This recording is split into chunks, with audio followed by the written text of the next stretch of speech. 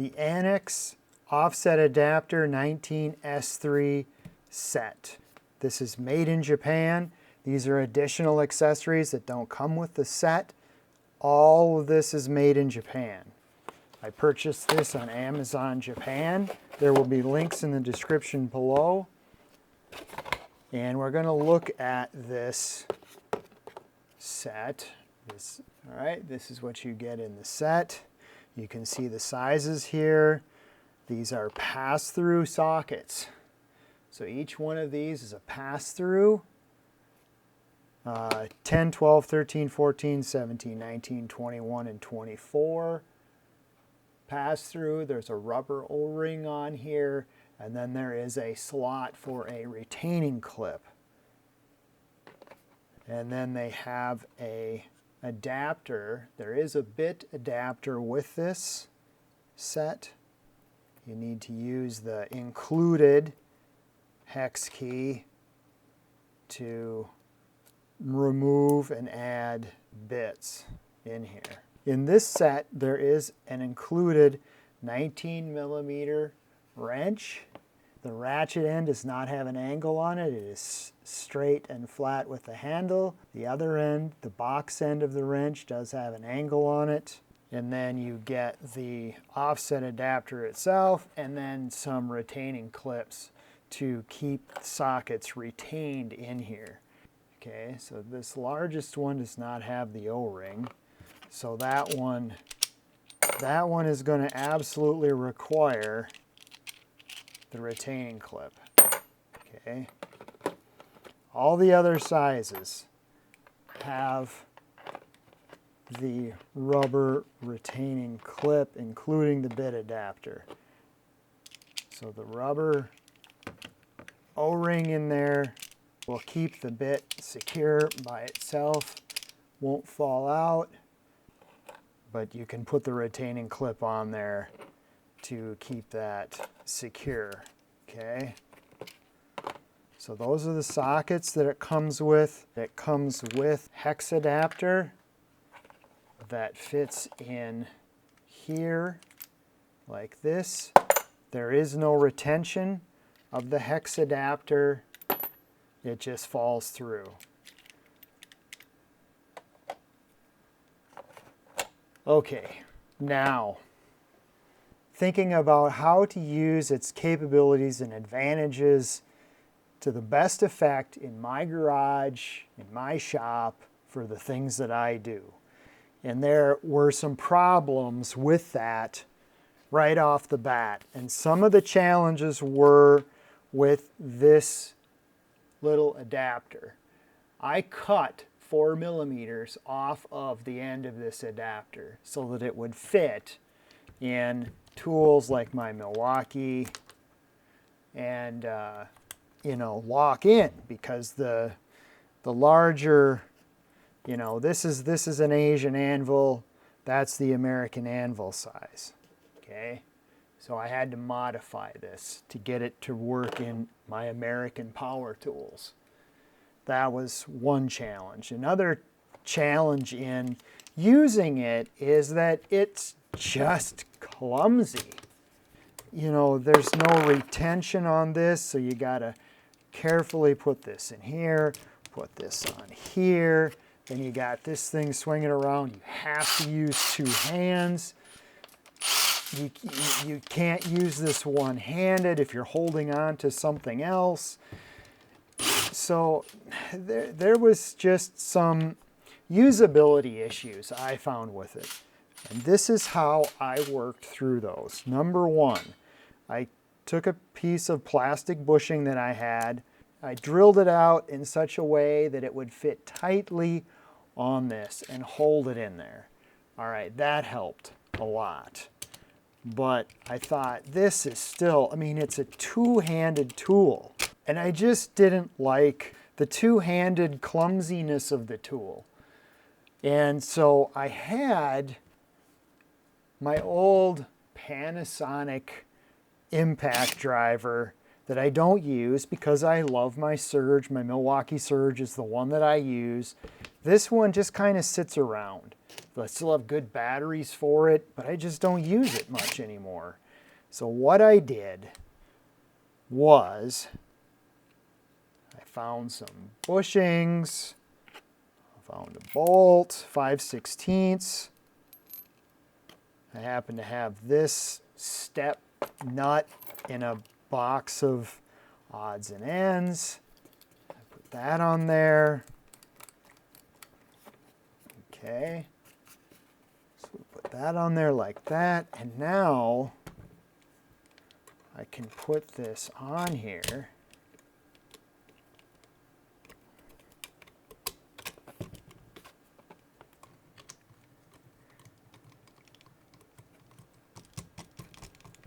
And I'm just going to leave this tool on this drill. So that is how I'm going to use this, just like that. All right? But another problem, there's no SAE sizes. Okay, all of my threaded rod that I buy is 1/4, 5/16, 3/8. So here is where this Harbor Freight set, this is item 62305. It's a pass-through set, comes with a wrench, a 19mm wrench. You get this interesting pass-through extension. That's interesting. You get this adapter that holds bits in it. Hex bits hold into this adapter, plus it's got the 3/8 drive on it. And these all had this little BB right here. And it just so happens this is the right amount of distance to lock into this without any kind of a retaining ring. Okay, that locks in there. Okay, so now I have a 9/16 that fits in here. The built-in detent works, holds it in, does not come out. Okay. And now I've got a tool that I can grab and I can run stuff up and down threaded rod.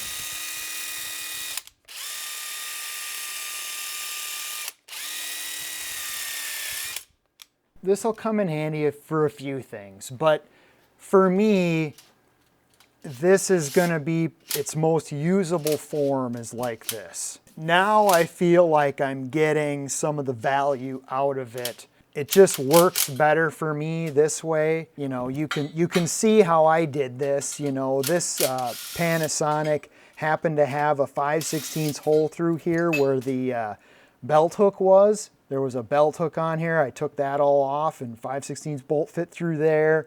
Bent a little piece of aluminum around here. You can see how that was done. And then I had to get the spacer made just right so that there's no play and slop in this, so that it's just nice and tight. And now I'm happy with it. And that's kind of how I use this. Now, having figured this out, changed some of my opinions about the set that I bought. I bought the set that included this 19mm wrench.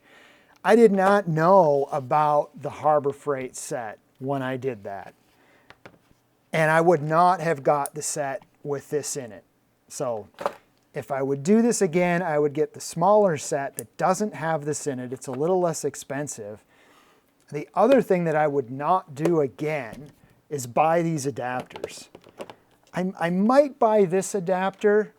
This one is a nice adapter for this because it kind of turns it into an offset installation type of a tool for getting into corners.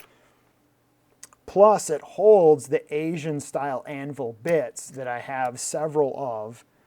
And then it comes with its own retaining ring, and I can put this retaining ring on here. All right, so that's something that I could do, but I decided to buy the Bosch. Comes with a right angle. This Bosch has better clearances for getting into corners because there's a fair bit of bulk right here. But you can see where it kind of gets you there you get a little more value out of it, a little more use out of it this way, I think. And at least it's an option. These two items for sure I would not buy again. I just can't see myself putting these in here, putting a socket on here, because the main advantage of this whole thing is to have that pass-through, and you lose that pass-through with this. These two adapters I would not buy again. You know, but that's all because of hindsight. That is what I have found. That is weeks and months of researching different products, but you may be able to find other pass-through socket sets. The only main thing you need to know is that this size right here is 19 millimeters, okay? So if you can find something with this 19 millimeter drive size in a pass-through socket, it'll fit in here, and then the only other concern you're going to have is how is it going to lock in here? Does it have a little detent pin on here? Does it have a retaining clip of some kind? You know, that will be the next thing you'll need to worry about, is how is it going to stay in this tool? So what I can tell you is the Pittsburgh set works in here, it fits in here, and it's useful, it's practical.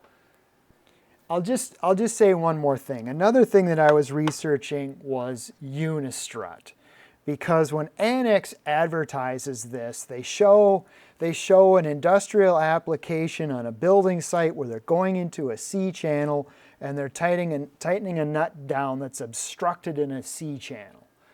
Okay, I thought, oh yeah, maybe like solar installations and Unistrut, and I couldn't find really any Unistrut that had the perforations on the sides.